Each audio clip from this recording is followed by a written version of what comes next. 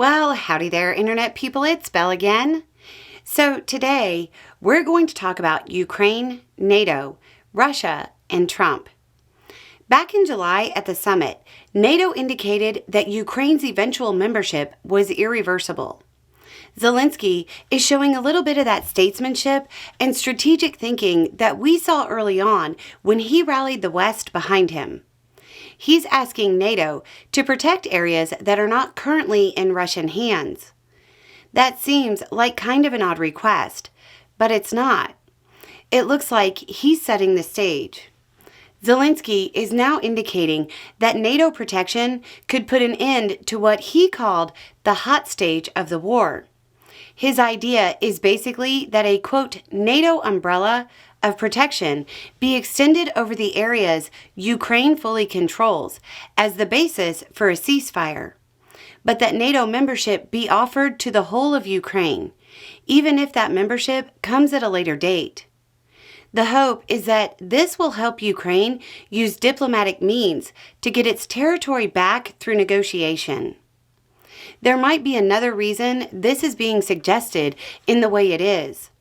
Zelensky is putting it out there that he is willing to engage in negotiations. This is important with the new U.S. administration coming in. Trump selected a special envoy for Ukraine and Russia. The selection of a special envoy seems to indicate that Trump won't be getting a ceasefire in 24 hours as he claimed he would. But that envoy has talked in the past about how the U.S. could attempt to broker a ceasefire and get them to the table. The plan was to tell them to get to the table, and if Ukraine said no, reduce U.S. support. If Russia said no, increase U.S. support to Ukraine. Zelensky has set the table, basically saying, we'll freeze the lines where they are for right now, as long as we have NATO protection. The conventional wisdom is that Putin will not like this suggestion. If he doesn't agree, how will the Trump administration read that? Trump and Putin have their weird relationship, but Trump doesn't like looking weak. If Putin blows off a Trump-backed ceasefire, that's the appearance. So, it really looks like Zelensky is setting the stage for the next U.S. administration. At the same time, the idea of NATO forces in Ukraine to maintain a peace isn't as far-fetched as it sounds to most people in the U.S.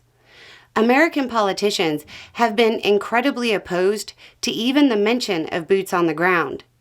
Not all European nations feel that way.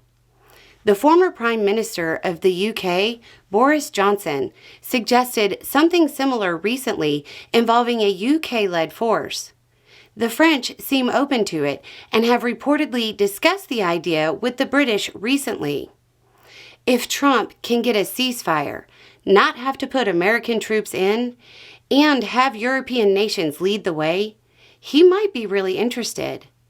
Not just does he get the ceasefire, he'll be able to say something about his leadership leading to European nations taking more of a share for the defense of Europe, which has been a past talking point of his.